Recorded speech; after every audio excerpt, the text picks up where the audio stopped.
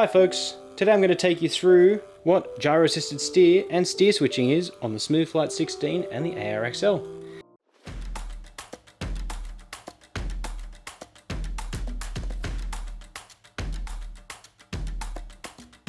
Let's dive in. So we've got all of our surfaces set up. I've got my ailerons, elevator and rudder already set up. This is actually going to be my steering servo just for demonstration today, and I've got that plugged into port 4. Now I have one output set up on the radio, so if I move this switch here, or this stick I should say, it's channel 4, it's assigned to my steering as well as my rudder.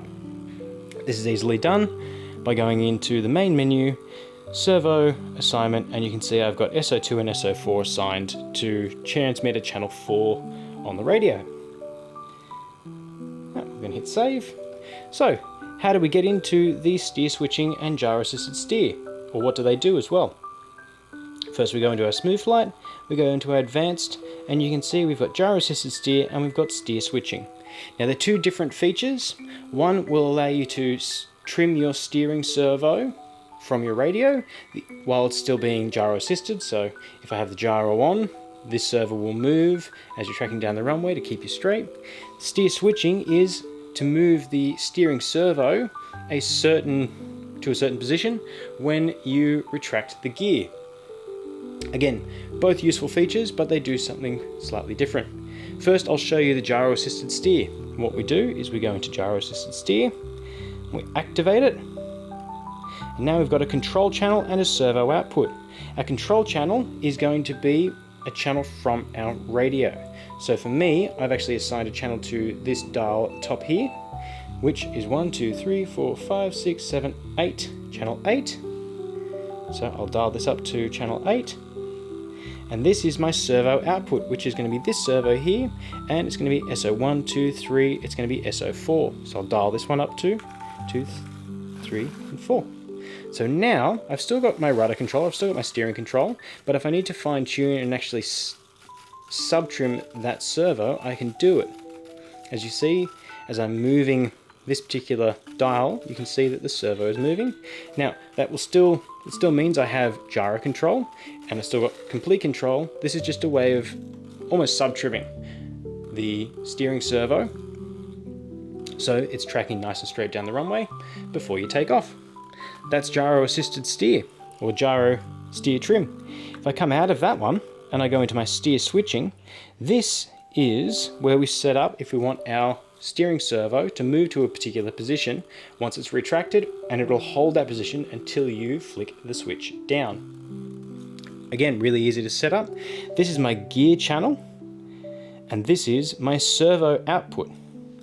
So this one is going to be channel 1, 2, 3, 4, 5 on my radio, which is for me this switch here. So what I'm going to do is I'm going to highlight it, I'll tile it up to 5, and steering output is going to be 1, 2, 3, 4. 1, 2, 3, 4. Now you'll notice that when I started changing that, I've got a couple of different pop-ups or extra data fields that have just shown up. One is catch a gear up position in PWM, steering move to position, and the delay for it to move to that position. So what I do is I get my gear in the gear up position, which for me is going to be there, and I can go capture that gear up position. And so now whenever I flick that switch to the gear up position, my servo will move to that position. If I move my rudder or my steering servo right now, you'll see that the servo doesn't move. If I flick that back down, I've now got movement back in my steering servo. So what this does is as your gear retracts, the servo is moved to a specific PWM position. Now you can set what that position is by highlighting this particular field right here, and you can adjust it. So you can see as I move this and I increase and decrease it, the servo will move, so that could be your center position. If I flick my switch back down again, I've got steering, flick it back up, your steering servo will be held in that position as long as your gear has been retracted. Really easy to set up. So this last field is the delay timer, and that's how long it takes the servo to go from held position to controllable position again. This is a fairly strong setting, so if I do it just to 1 second, you'll know, or just do it to number 1, you'll notice that it's instantaneous when I flick the switch initially, so that's my gear retracting back up, and I flick it back down, you'll notice it will take a second. But after about a second, you're good to go. So that's the two settings. That's steer switching, which sets the servo to a predefined position when you flick your gear switch. And the other one we saw is your gyro assisted steer, which is sub-trimming that servo. So you've got a perfectly straight tracking servo before you take off. Thanks for watching, guys, and stay tuned for more videos. Oh, one last thing.